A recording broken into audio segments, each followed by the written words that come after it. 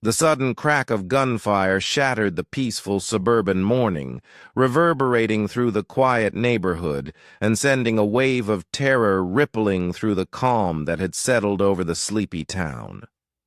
For a moment, everything froze. Time, itself holding its breath before chaos erupted. The air, once still and serene, thickened with panic. Somewhere in the distance, a child screamed. Sarah heard the shot just as she turned the corner from the kitchen into the living room. The sound was sharp and violent, unlike anything familiar. It wasn't the muffled thud of a car door or a dog barking in the distance. It was a sudden, explosive crack, like thunder on a clear day. She froze, forgetting the pancake she had been flipping. Every instinct screamed at her to move, to rush outside and check on her daughter Mia, who had been playing in the front yard moments before. Her heart pounded wildly as she raced to the door, feet barely touching the ground. She stumbled onto the porch, breath shallow with fear. What was happening? Why had she heard that terrifying sound? Her eyes immediately searched for Mia. The little girl, just 5 years old, had been near the sidewalk, her tiny hands brushing the tall grass, her laughter filling the air. Now, she lay crumpled on the ground, limp, unmoving. The horror in Sarah's chest threatened to crush her, but she didn't hesitate. She ran to her daughter, heart racing, hands shaking. "Mia!"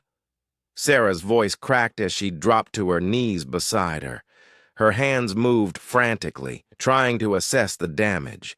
Blood was already soaking through Mia's clothes, staining the grass beneath them. "What happened, Mia?" "Sweetheart, talk to me," Sarah pleaded, her voice raw with panic. But there was no answer. Mia's small body trembled as she let out a soft, weak cry, reaching feebly for her mother's hand. It was the only sign she was still conscious, still fighting. But Sarah knew this wasn't a simple injury. Mia had been shot. Pain tore through Sarah's chest, but she forced herself to stay calm. She needed to help her daughter, needed to get help fast. Desperately, she scanned the yard for anyone who could assist. Then she saw her, Karen, the woman everyone in the neighborhood dreaded, the president of the Homeowners Association. Karen stood a few feet away, eyes wild, body trembling with a frantic energy. Sarah's blood ran cold. Karen was the one who had pulled the trigger. "Why?" Sarah whispered, her voice strangled with disbelief. Karen didn't answer. Instead, she looked down at the gun in her hand, then back at Sarah, lips curling into a twisted smile. "She was too close to the property line," Karen muttered, as if that excuse justified everything. "You've all been ignoring the rules." Sarah blinked, struggling to process the words. Rules? Property lines? That was all this was to Karen, a petty battle over boundaries. That was why she had shot her daughter. "You're insane," Sarah said, disbelief flooding her voice. But Karen was unfazed, still gripping the gun tightly as if ready to do more harm. Sarah couldn't believe what she saw. Karen had always been difficult, controlling, opinionated, obsessed with enforcing her version of perfection, but this was beyond anything Sarah had imagined. Her daughter lay bleeding, and Karen stood there, indifferent. Suddenly, the wail of sirens pierced the tense silence, growing louder by the second. The police were coming. Sarah fumbled for her phone but was too shaken to unlock it. "Please, just put the gun down," she pleaded, voice trembling. "It's over, Karen, just stop." But Karen didn't listen.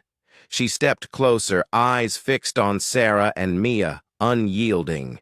The sirens grew louder still, but Karen stood like a statue, daring the world to stop her. Desperation flooded Sarah. She had to get Mia help. Couldn't stand frozen. Then, flashing blue and red lights appeared down the street. The police were here. But Sarah knew this was far from simple. The nightmare deepened as armored SWAT vehicles rumbled into view, quickly surrounding the area. Faces hidden behind masks, weapons drawn, the officers approached cautiously. Sarah's mind was foggy with fear, but one thing was clear. Mia had to be safe, fast. Police shouted commands at Karen, urging her to drop the gun, but she was beyond reason, fixated on her rules, her power, and making everyone obey. "Karen, please stop. You've already hurt my baby," Sarah screamed, tears streaming down her face. Karen's response was chilling. She didn't flinch or drop the gun. She was ready to fight, locked into her twisted crusade to enforce her warped sense of order. The tension was suffocating. Sarah's eyes never left Mia, trembling on the grass, struggling to breathe. The world seemed to close in around her. Then another gunshot shattered the silence. This time, the start of something far worse. Time slowed. For Sarah, as her heart pounded in her chest, reverberating in her ears, drowning out everything else. Her feet moved through molasses as she rushed outside, hands trembling, mind struggling to grasp the horror unfolding. Mia lay lifeless on the grass, blood staining the earth beneath her small body. The shot had come from nowhere, but it's brutal. Truth was undeniable. Mia's cries scraped at Sarah's soul.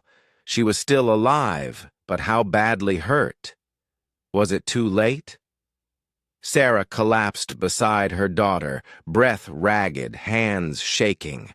Her eyes searched for hope amid the chaos.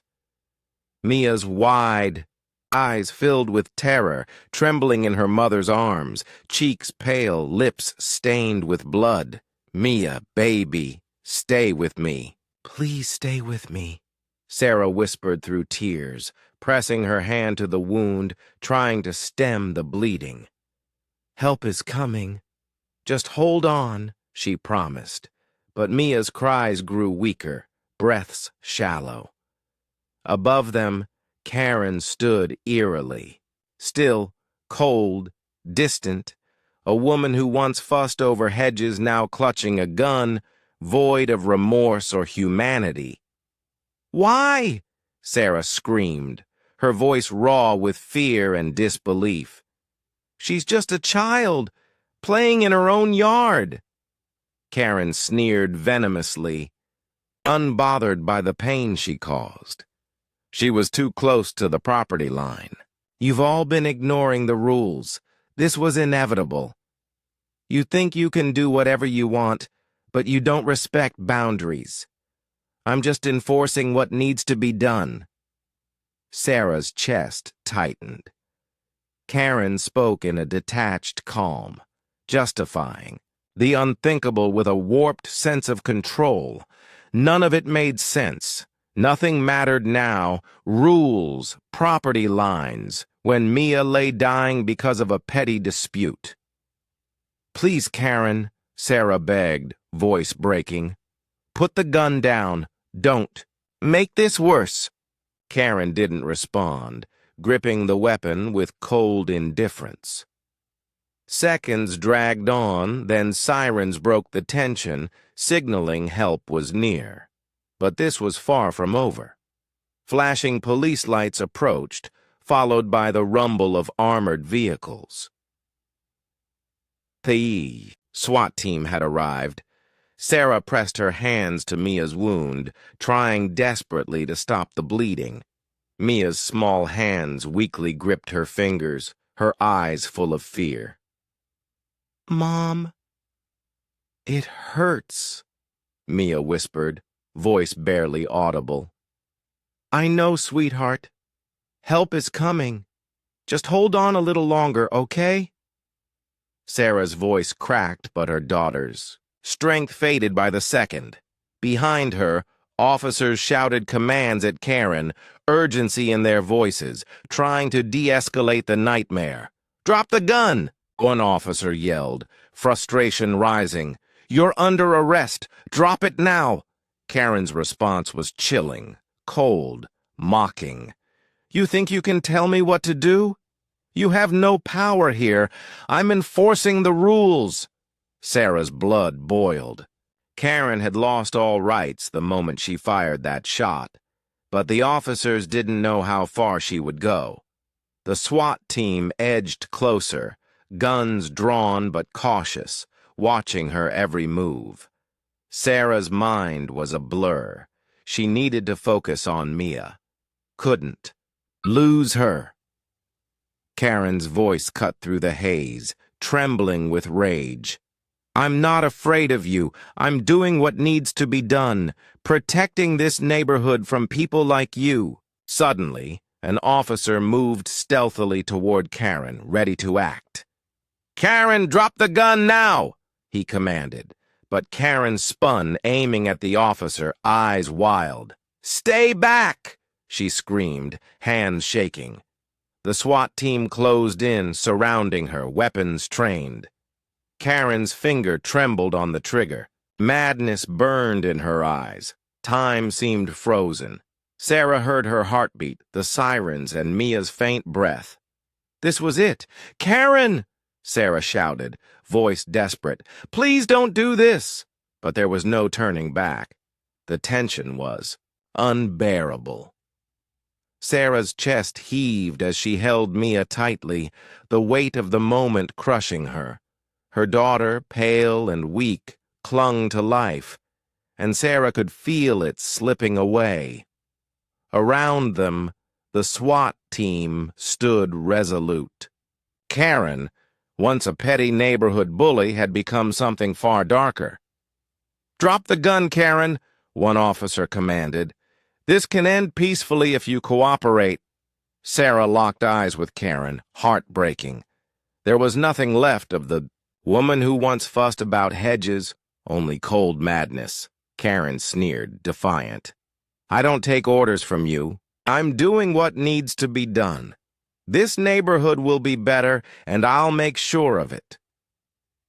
A chill ran down Sarah's spine. Karen wasn't listening to reason. She was blinded by her obsession with control. A dangerous madness. Sarah's breath caught as Karen's finger hovered over the trigger. Her hand shook slightly. Her mind screamed for Karen to stop, to end this nightmare. She couldn't lose Mia over some twisted ideology. Mia's life was slipping away. Please, Karen, don't do this, Sarah begged, voice breaking. I don't care about the rules. I just want my daughter to be okay. But Karen remained unmoved, her bitter smile a cruel reminder of how far she'd fallen. It's too late for your daughter, Karen sneered. Sarah's stomach churned with rage and disbelief. How could anyone, especially a mother, say something so heartless? Karen's obsession with control had spiraled into something unrecognizable. The tension hung thick, ready to snap. The SWAT team held their ground, waiting for the right moment. This was no longer a simple neighborhood dispute. This was a woman broken by madness, holding a gun and refusing to back down. And Sarah knew deep down, if Karen didn't drop the weapon soon, things would get worse, much worse, hold on much longer. It was in that moment that the command came sudden and sharp. Move in now! The SWAT team surged forward with precision. Their movements were coordinated and efficient. The air was filled with the sound of heavy boots pounding against the pavement as they quickly closed in on Karen. Sarah held Mia tighter, her heart in her throat, as the officers made their move. Karen, realizing the situation had escalated, made a last desperate attempt to hold onto the gun. She raised it again, pointing it at one of the officers, her eyes wild with panic and fury. "Stay away from me! I won't let you take me down!" she screamed, her voice filled with insane determination. But the SWAT team was faster. In one swift, coordinated motion, two officers lunged at Karen, knocking her to the ground with intense force. The gun fell from her hands with a loud clatter. Before she could react, they were on her, pinning her down, their hands quickly securing cuffs around her wrists. "Get down! Stay down!" one of the officers shouted as Karen struggled beneath them, kicking and thrashing in a futile attempt to break free. But the officers were relentless. They had seen this kind of behavior before. People filled with rage or fear, refusing to back down even when the consequences were clear. Within moments, Karen was handcuffed and restrained, her face twisted with a mixture of disbelief and fury. She continued to struggle, her body writhing beneath the officers, but it was no use. They had her contained. Sarah could hardly believe what she was witnessing. Just moments before, Karen had been a neighbor, a woman who once knocked on her door to complain about the height of a fence. And now she was being dragged to a police vehicle, her face contorted in defeat. The officers moved quickly, taking Karen away, but Sarah barely registered it. She was still holding Mia, who was barely conscious, in her arms. The sound of sirens and flashing lights surrounded them, but Sarah's world was reduced to the soft, labored breathing of her daughter. Mia. "Baby, please stay with me." "I'm right here. I'm right here," Sarah whispered desperately, her hands pressing against the wound, trying to stop the bleeding. Paramedics arrived moments later, rushing to Mia's side with urgency. They worked quickly, placing an oxygen mask over her face and beginning to stabilize her, but Sarah could barely focus on anything but Mia. The drive to the hospital felt like an eternity. Sarah's mind was a blur of thoughts and emotions. How had everything escalated so quickly? How had her quiet, peaceful life turned into this nightmare? All she had wanted was to protect Mia, to keep her safe.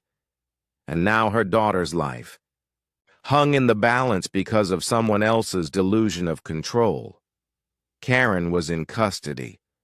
The neighborhood was in shock, and Sarah's life had been forever changed. But right now, the only thing that mattered was getting Mia to safety, getting her the help she needed before it was too late. The sterile, cold air of the hospital seemed to suffocate Sarah as she sat beside Mia's bed. Her hands gripped her daughter's small, fragile hand, her heart aching with each breath Mia took. The steady beeping of the heart monitor was the only sound in the room, a reminder that Mia was still with her, still fighting. But as Sarah looked down at her daughter, pale and unconscious, the events of the past few hours swirled in her mind. How had this happened? How had her peaceful, normal life turned into this nightmare? Mia's face, once bright with the innocent joy of a 5-year-old, now looked eerily pale, bruised from the trauma of the bullet that had torn into her tiny body. Her small chest rose and fell with each shallow breath. The oxygen mask covering her face helped her breathe. The doctors had said she was stable for now, But Sarah knew that things could change at any moment. The road to recovery would be long and painful, and even then, there was no guarantee Mia would fully heal, physically or emotionally. Sarah knew the mental scars of this event would follow Mia for years to come. She couldn't stop her thoughts from running wild. The bullet, the blood, the scream that had torn through her own chest as she realized what was happening. Those images played over and over in her mind, each one more vivid than the last. She could still feel the tremble in Mia's small hand, the terror in her eyes when she looked up at her mother in fear. Karen's twisted justification echoed in her mind as well. Her words, as cold and empty as the gun she had pointed at Mia's innocent face.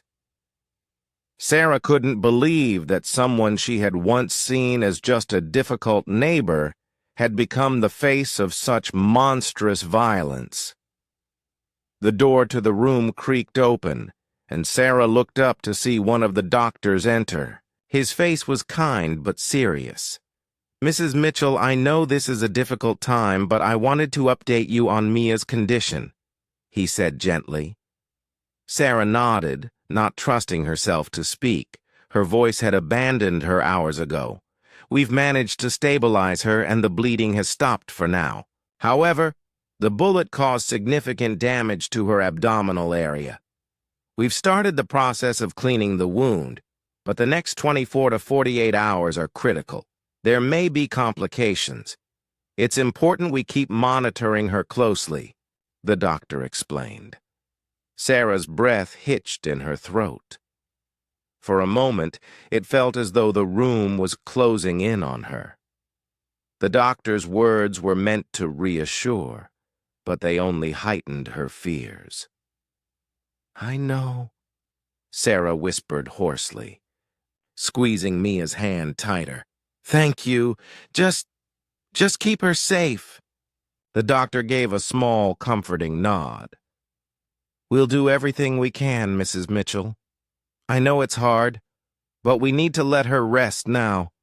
You should try to get some rest as well." But rest was a distant concept for Sarah. She couldn't rest, not while her daughter lay in a hospital bed fighting for her life, not while the woman who had done this, Karen, was out there, facing only the consequences of her own twisted actions. The thought of Karen still being in custody and the legal battle ahead filled Sarah with a bubbling sense of anger and determination. This was not over, not by a long shot.